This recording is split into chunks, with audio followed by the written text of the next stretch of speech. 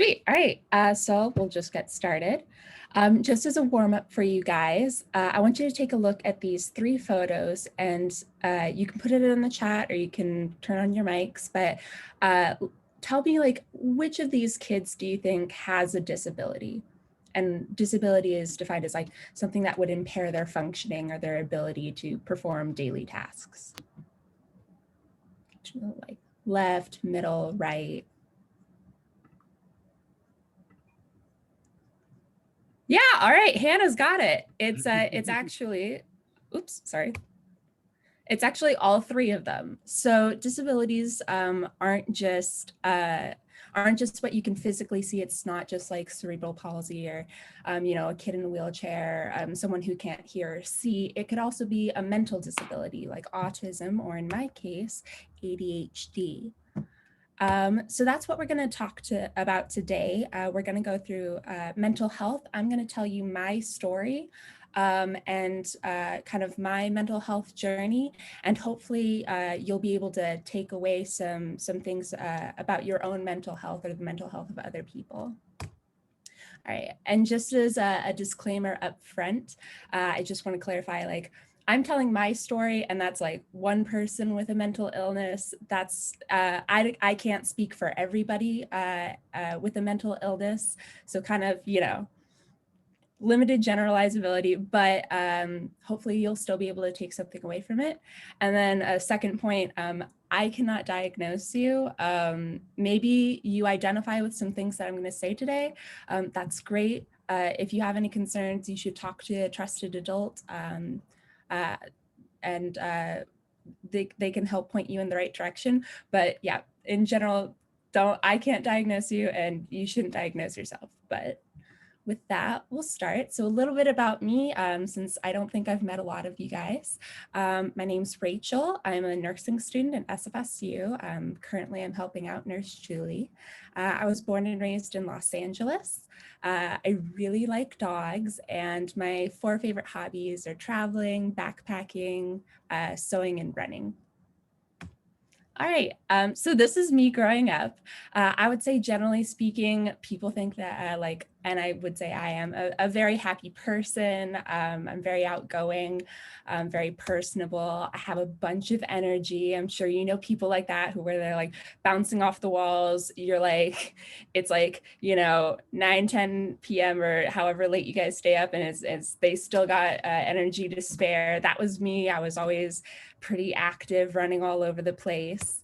I was also a bit of an oddball, probably still am. I was a bit loud, obnoxious, a little weird. Sometimes that alienated people from me because I would speak out of turn. I would interrupt people.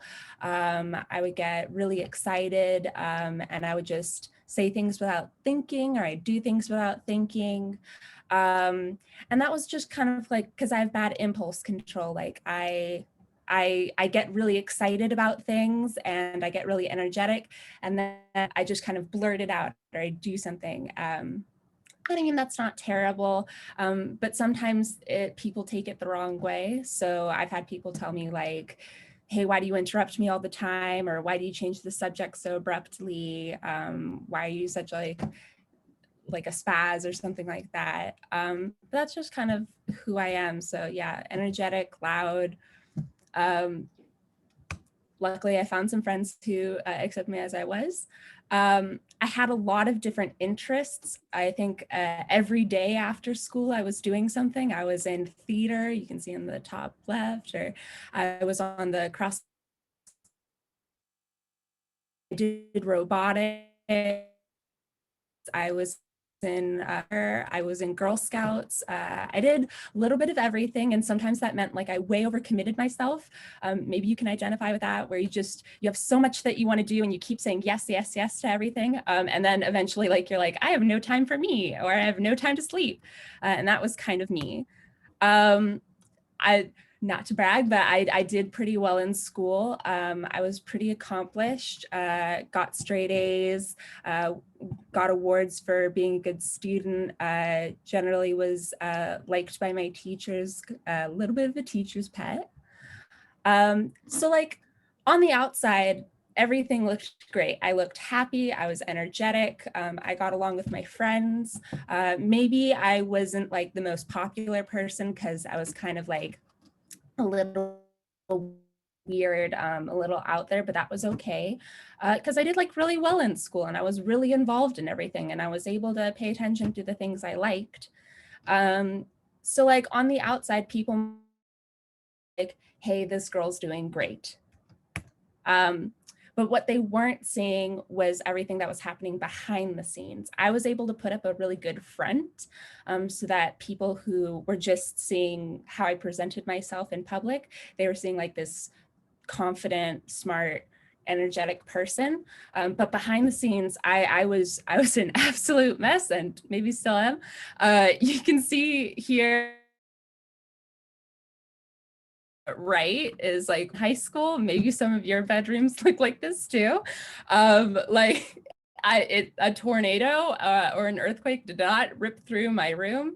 That's just how I kept it. Like books everywhere, clothes. Actually, yeah, my room's looking a little bit like that today. But yeah, that's just because I didn't have the energy to like put stuff away or to organize things. Cleaning was like a really big like mental load on me. Still is a little bit. Um, I I was doing well in school, but to be fair, like I just like things were coming naturally to me, and when things started to get harder, I used bad coping techniques to keep up in school. So I was in a lot of, you might, in when you get to high school, you might have something called AP classes or advanced placement classes. And I was in all of these. So I used like I just wouldn't sleep. Like I'd stay up all night. Uh, uh, and that's not healthy. I was really suffering because of that. I was canceling plans. Sometimes I'd even full on skip school because I hadn't finished an assignment, and I was just getting too nervous and overworked about it. I would cancel plans with friends. I would stay inside. I was just way too anxious, and I was still a bit of a perfectionist. So maybe I could have like just turned in the work as I had it, but I agonized over it and I stayed up late and I would like miss school because I was just really trying hard to keep up. People were seeing the outside and they were saying like, oh, she's doing so well, but they didn't see all the work that went behind. So it worked well enough in high school, but then when I went to college, all of that structure that had been in place when I was at home with my parents went away.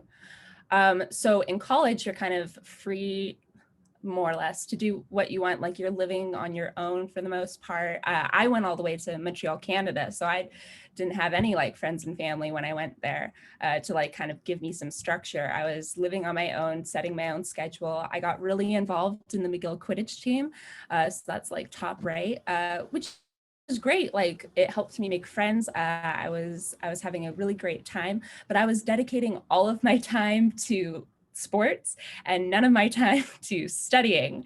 You can see like my rooms were still like super messy down there. I was going out with friends. I was having a good time.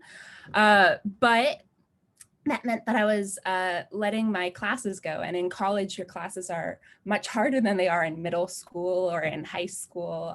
They actually require you to study. And I just was falling behind because I couldn't focus. I'd reread a paragraph 3 times and still be like, what did this even say? I'd go to class, but I'd space out halfway through because I just couldn't focus at all. I was hyper focusing in some areas, and hyper focus means to like really, really focus in one aspect, but I couldn't focus on everything that I needed to, and that was a problem. As I started to fall behind in classes, I got really anxious. I started to withdraw from my friends and stay inside more. I got really depressed. I kind of started to hate myself a little bit. I had really low self-esteem. I started to feel isolated from my friends, like they didn't want to be around me. And overall, I would say like I really felt like a screw up, like I was doing something wrong, like I couldn't do anything right and that I was stupid. Um, I the problem was like in like growing up, I had been a straight A student. I had done really well. I identified as like, I thought I was smart.